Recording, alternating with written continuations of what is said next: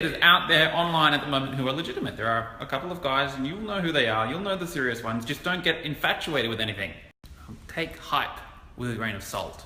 Don't buy into easy, guaranteed success. It's not real. Nothing's guaranteed in life. And this brings me to today's question of the day. Here it is. It's going to be a quick one today. Question of the day. What's the difference between setting a goal and visualizing and setting a fantasy and holding an infatuation? Get the pen, get the paper, draw a line across the thing. Positives, negatives. Creating wealth. You put the goal here and then you ask yourself, what are the benefits of creating wealth? Well, I can quit my job. That's a benefit. I can maybe get a really cool apartment, a nice car. Maybe mum and dad will be really proud of me. Maybe my friends will be really impressed. Write an exhaustive list, all the benefits. Write the primary, secondary and tertiary benefits. Write the benefits of having a nice car, the benefits of every single one. Keep stacking them. Then once you're done, write all the negatives. Write all the drawbacks, write all the hurdles, all the challenges. Well, I'm going to have to work a hell of a lot harder. I'm going to be have to cast myself into the public eye. People are going to start talking shit about me. Anything that I don't love about myself will be brought to the surface and people will talk about them.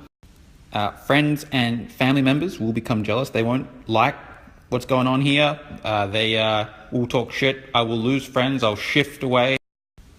To actually attain any degree of significant wealth, I will face challenge after failure after setback. I will attract into my space people with their hand out asking for money, and if I have any guilts or shames that have been unresolved from the past, I will feel guilty about that if I don't act on giving my money away. And keep stacking the drawbacks until it's an exhaustive list. Primary, secondary and tertiary drawbacks as well. If you see more benefits than drawbacks, you've got a fantasy. And this is very controversial. This flies in the face of trying to sell anyone on this idea of get wealthy, because in reality everything's neutral. Many people have a fantasy about creating wealth. They think that there's going to be so much more benefits, but they really haven't factored in the drawbacks, the challenges and the hurdles. They're there, they're just not aware of them. Some people have 1 part drawback to 2 parts benefits, and that's a 2-to-1 fantasy ratio. Some people have a 10-part benefits, 0 drawback. Some people literally think that there can be no drawbacks, there can be no setbacks, and no hurdles or no challenges of creating wealth. The higher the degree, the ratio of fantasy, the more deluded the person, the more subjective the person, the less masterful they are, and the less likely they'll actually get the wealth because they have a fantasy about what it's going to give them. And in the pursuit of the wealth, they're going to have to start doing some work eventually, and if they're unconscious of the drawbacks, they'll think, what the fuck's going on? I'm missing something. This is so hard. Yes, it is. Welcome to the game, sunshine. If people have a fantasy, they can't see that there's actually equal drawbacks. And I want to prove this point. Let's do a little homework assignment. Please do this, especially if you've got some fantasies, or you think you could have some fantasies. Do this exercise. Pen and paper. Go and take a list of everything that you've infatuated with in the past. Everything that you infatuated with that you eventually got. Usually it's a girl or a boy. People have infatuated with a partner, and then they actually get the partner, and they maybe move in together, and they realize, holy shit, this bitch has got some drawbacks. There's some challenges of being with this person. I didn't see them before. I was completely clouded by infatuation. I thought that if I would get with them, that everything would be sunshine, rainbows, and lollipops. It's not the way the world works. What about buying your first house? Did you ever infatuate with buying a house? I can't wait till I get my own house. It's going to be fucking amazing. And then you move in, then you've got to do the mowing, then you've got to do the maintenance, and then all this shit's breaking. And then the mortgage repayments come, and the rates, and the electricity, and the bills start flowing in. Like, oh my God, this is stressful. This isn't what I thought it would be.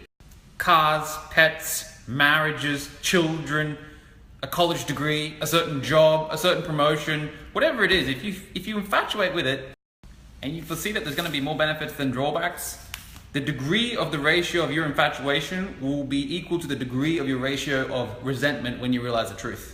Small infatuations could cause small, that's uncomfortable, I didn't realize that was coming. Not a big deal, a lot of people have that. Massive infatuations can cause serious emotional turmoil. And for those who don't realize the truth of balance in the universe, it can get them on the treadmill, the perpetual treadmill that never ends. This wasn't good enough. I need the next thing. I need the next. I need the next thing. I need the next thing. I need the next thing. I need the bigger, better, faster version. I need the strong version. I need the hotter version. I need the better.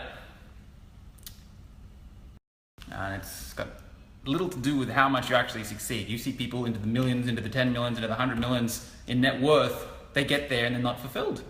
So I have a little formula that I constructed. One of my coaching clients is very, very successful, but very, very unfulfilled. I have a little formula here I want to share. And I've seen this a number of times. Self-belief plus master planning plus a fantasy so often leads to success without fulfillment. No self-belief, no master plan, with a fantasy is a real abortion. You'll just be naive, you won't even get results in the first place. At least this guy's got results. But as Tony Robbins says, success without fulfillment is just as bad as failure. Because once you get to a success and you're not fulfilled, where do you go from there? This is the formula for a beautiful life. You want to have your self-belief. You want to put in a master plan. You want to plan every single detail of how you're going to attain success. And also, you want to keep a balanced perspective. You want to keep your shit together. You want to have gratitude and you want to act from inspiration, not from wanting to do an escape. My life's so shit, I need to get rich. That won't fulfill you. When you have self-belief and you're inspired by a mission that can lead to success and you have a balanced perspective and you have gratitude for the journey and you put in a master plan, you act, you can have a beautiful life. And you deserve a beautiful life. Why would you not want to have a beautiful life? If you act on your inspirations, you believe in yourself, you put in a master plan, you act, you can have a beautiful life.